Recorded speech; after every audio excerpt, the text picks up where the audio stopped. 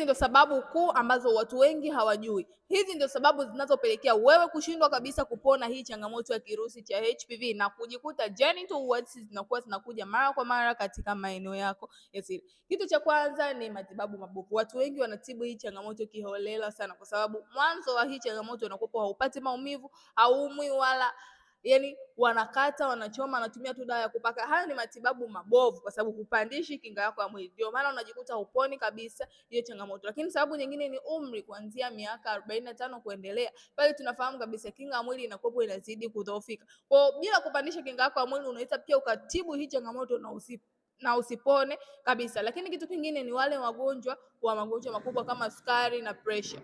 Kama umeshajigundua una changamoto ya kirusi cha HPV na una changamoto ya pressure na sukari, kitu ambacho unatakiwa uanze ni kutatua pressure pamoja na sukari kwanza. Bila kufanya hivyo utatumia matibabu ya gharama kubwa kwenda kutatua hii changamoto, lakini changamoto itakuwa inaendelea kukutafuna mdogo mdogo. Kwa kama na wewe ni miongoni mwa watu hao, hakikisha unaandika kwenye comment section, nahitaji kufahamu zaidi kuhusu afya yangu.